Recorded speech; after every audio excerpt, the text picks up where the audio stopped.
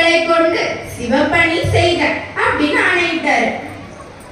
அதன்படியே அப்பொருட்களை வைத்து சிவாலயங்கள் உருவாக்கினார். எங்க திருப்பெருந்துறையில பல விழாக்களை நடத்துறார். மடங்கள் அமைக்கிறார். அடியார்களுக்கு பல தொண்டுகள் செய்தார்.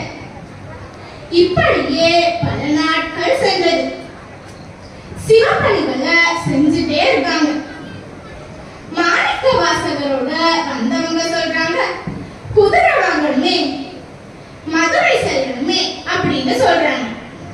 ஆனா அதெல்லாம் மாணிக்க வாசகரோட காதுல விழவே இல்லை. தொடர்ந்து சிவப்பணி செய்யறதுலேயே ஒரு கூறா இருந்தார். இதையெல்லாம் கண்ட பணியாட்கள் மன்னர் கிட்ட சென்று நடந்ததை சொல்றாங்க.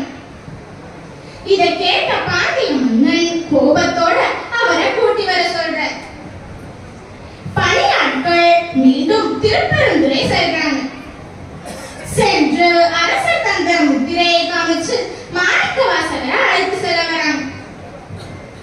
அதை கேட்ட மாணிக்க வாசகர் குருநாதர் கிட்ட சென்று நடந்த விவரத்தை சொல்றாங்க. குருநாதரும் ஒரு புன்னகையோட அஞ்சற்க அப்படின்னு சொல்றாங்க. ஆவணி மூலத்தன்று குதிரைகள் வரும் அப்படின்னு சொல்லி மாணிக்க வாசகர் கிட்ட ஒரு மாணிக்க கல்லை கொடுத்து பணியாட்களுடன் அனுப்பி வைக்கிறாங்க.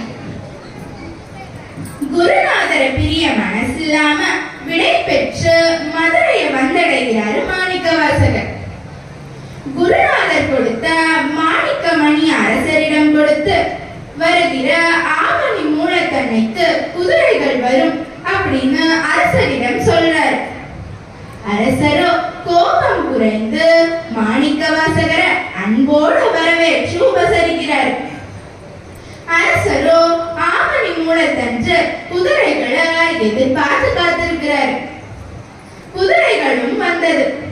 குதிரையின் வணிக தலைவனாக சிவபெருமானே வந்தாரு. அரசரோ குதிரைகள் எல்லாம் தரமாக இருக்கா அப்படின்னு பலரை வச்சு சோதிக்கிறாங்க. குதிரையை சோதிச்சவங்க எல்லாரும் குதிரைகள் தரமாக இருக்கு அப்படின்னு சொன்ன உடனேயே மன்னருக்கு ரொம்ப மகிழ்ச்சி. தான் கொடுத்து அனுப்பிய பணத்தின் மதிப்பை விட குதிரைகள் அதிகமாக இருக்கே அப்படின்னு மகிழ்றாரு. அப்புறம் என்ன நடந்துச்சு தெரியுமா?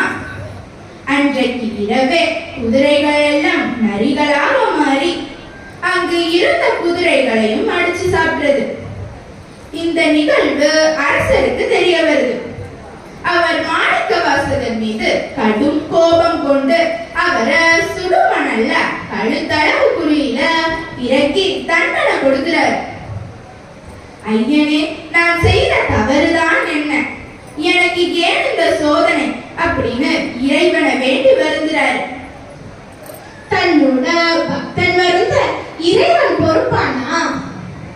மாணிக்க வாசகரோட துன்பத்தை போக்க வைகை ஆற்றுல வெள்ளம் வர செய்யறார். வெள்ளம் மதுரை முழுவதும் பரவியது. வார ஊரா வீடு திரும்புற.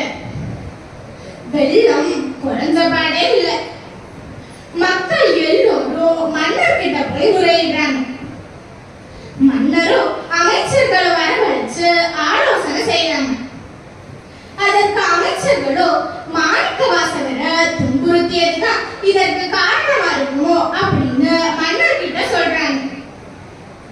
உடனே எல்லோரும் மாணிக்க வாசகரை பார்த்து வெள்ள நீரை குறைக்கும்படி கேட்கிறாங்க. மாணிக்க வாசகரும் இறைவனை வேண்டி பாட வெள்ளம் குறைஞ்சது. ஆனா முழுமையா